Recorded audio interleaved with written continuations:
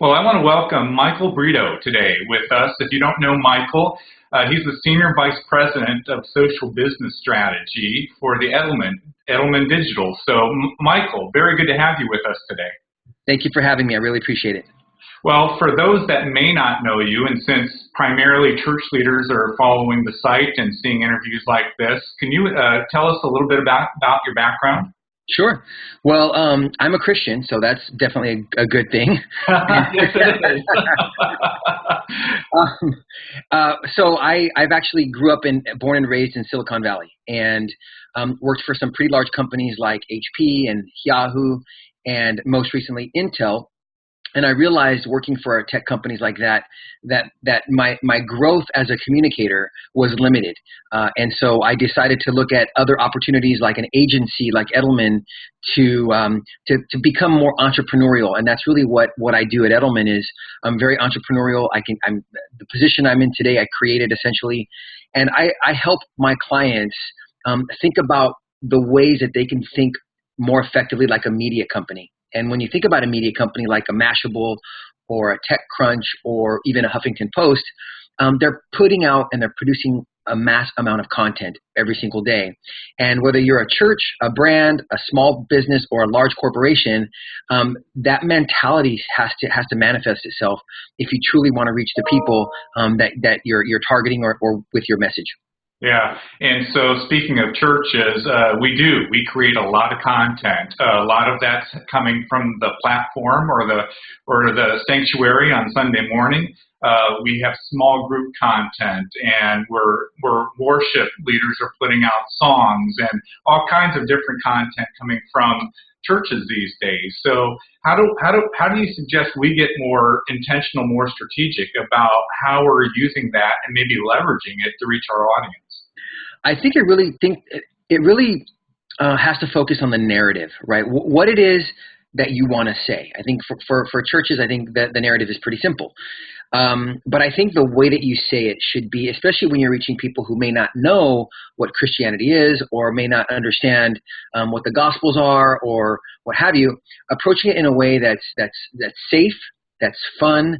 And then once you kind of understand what your narrative is, determining how you want to say it. So if you think about a content strategy, it's what you want to say, it's how you want to say it, and it's where you want to say it. So what you want to say is the narrative, how you want to say it is the tone of voice and the personality, and where you want to say it is, is it blogs, is it long form content, is it Twitter, is it Facebook, is it really short clips on Vine or Instagram, and mapping that out and documenting it, and then finding the hardest part that most companies have, small companies as well as large, is finding contributors. And that's what media companies have a lot of. They have writers and contributing authors. Some of them are paid and some of them aren't. And so finding people who would be willing to write a point of view or share a video or doing something that continuously feeds the content engine. One of the things that I tell clients, and this is supported by data, that in order for individuals to believe a message, they need to hear it, see it, or interact with it 3 to 5 times. What that means is, as they're navigating through their daily lives, which is very unpredictable, they're checking Twitter, they're checking LinkedIn, they're checking Facebook, they're Googling content. The question you have to ask yourself is, are they finding content from you? So having a very similar and consistent story across all forms of media is very important. Yeah, and Michael, with pastors as an example, I think we fall into this pattern where we feel like one time it goes out on Sunday morning through our message, and then we assume everybody's heard it. And it sounds like what you're suggesting is there may be ways to condense some of that content, to think about how it's being delivered and where it's being delivered so that people are hearing the same message multiple times. And the repetitiveness is very important, especially for somebody who's new to church. They're in an unknown environment. They're not quite sure why people are worshiping or whatever, and they're just maybe uncomfortable. And so hitting them with a similar message across different touch points, I think, is an opportunity. That's great. So in your book, which, by the way, your brand, it's going to come out in October. In your book, you talk about continuous storytelling. What is that concept all about?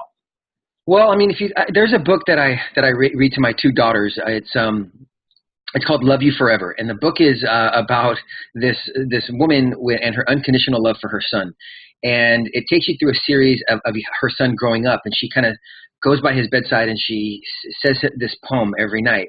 And then the story goes on to say that she gets older and becomes elderly, and the son grows up to start his own family, and then he does the same thing with her. Very simple story, very emotional story. But if you think about it, it's a story that spans several years, and that story is condensed within 20 pages. But and even then, it's very visual. I can read through the book and not even read the context and just look at the pictures, and I understand what the story is. So when you think about continuous storytelling, there's a lot of things to consider. There's real-time content. If you watch football, you saw the Oreos tweet during the halftime show, and I'm a Niner fan, so I was completely depressed. So I didn't. If you're depressed, I'm a Browns fan. Oh no, I'm really sorry about that. And so it's real time, it's visual, and it's repetitive and it's consistent. I tell my clients you should be blogging every single day, every day. Really hard to do that when you don't have the right resources. And the thing that they don't realize is that status updates on Facebook, tweets, videos on Instagram, and Vine will never appear in the search results in Google. And we use Google every day. It is our homepage into the ecosystem of the world. And so they're missing out on the opportunity to create content. That story, whatever the narrative is, whatever the story is, has to be consistent 7 days a week, 365 days a year. Very difficult to do that unless you're a machine. And that's why the whole book is Your Brand, the Next Media Company, because media companies do that. The Associated Press puts out 5,000 articles a day. And you combine that with all the tweets and videos and status updates, they are pushing content out every single day. And that's the way companies need to start thinking. Yeah, Michael, I've experienced this personally. It used to be most of my traffic was driven by Google search. That's where most of my traffic came from. And just really, it's been just in the last couple of years, I've seen that shift completely. And now most of the traffic to my site is coming either from Twitter referrals or Facebook referrals. So it's just confirmation of what you just described. So help explain to me, you're talking about kind of a social media strategy. There's also more of a web traditional marketing strategy. How do the two fit together? Well, everything that you do as a brand, as a church, as a consultant, as a media property like yourself. I mean, I've spent some time on your site. You're a media. You have the characteristics of a media company, and but there's also other areas. I mean, we as consumers, we typically have ADD, right? And I mean that very lightly. We're inundated with messages everywhere, and we put up filters because we only want to consume content that is relevant to us at a very specific moment in time. And so when I drive down the freeway towards 101, I see billboards. I listen to the radio and I hear sponsorships on talk radio or sports radio, and those messages are just as important as online. I mean, we tend to forget the power of just traditional marketing. It still works, but it does have to be augmented by the things that you're doing online. And sometimes you have to lead with the online content because, we're so inundated with and busy with the world, and we're always you go into a restaurant, and my wife and I celebrated 14 years of marriage. We went to a restaurant last weekend, and we walked in, and it was a very nice restaurant, and the first thing I noticed was a husband and wife, and they were sitting there, and they were both looking down at their iPhones for like 20 minutes. And I thought to myself, well, that kind of an interesting scenario, right? Here are two people not communicating on their devices, but it's kind of the reality that, another example is my 10-year-old daughter, when she turned 11, she had 10 girls spend the night. And you can imagine the chaos that I was living through. And all of a sudden it got really quiet downstairs, and I walked down and I looked, and they were all sitting on the couch, looking down at their devices, texting each other in the same room. So it's kind of the reality that we have to live by, that you kind of lead with online, but then you supplement with the traditional marketing. All right. So I want to make sure you weren't using your iPhone during your dinner, were you? No, I wasn't. See, that's how you've made it 14 years. So very good. Exactly. All right. Well, let me ask you this last question. There are a number of churches now that are taking a next step related to branding, marketing, communications. actually identifying somebody on the team that becomes kind of like the communications director for the church.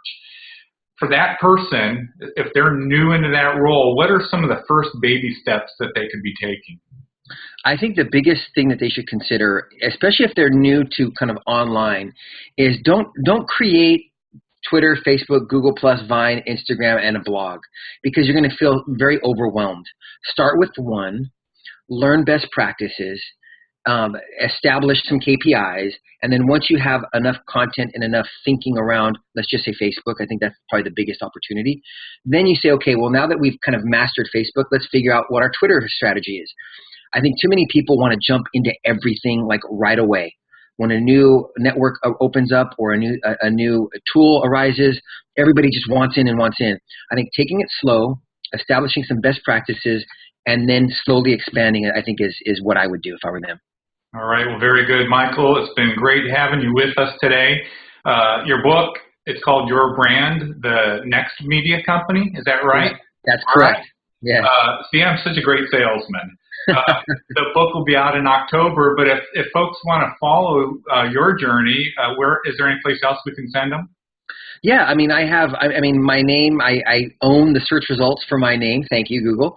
And I do compete with a few other people in the world, and it's not easy. So, but I'm on Twitter, and that's primarily my go-to network. It's Britopian, BRITOPIAN, and I engage. I'm very conversational, and I engage with everyone who engages with me, and that's probably the easiest way to connect with me. Very good. All right. Thanks again, Michael. Thank you.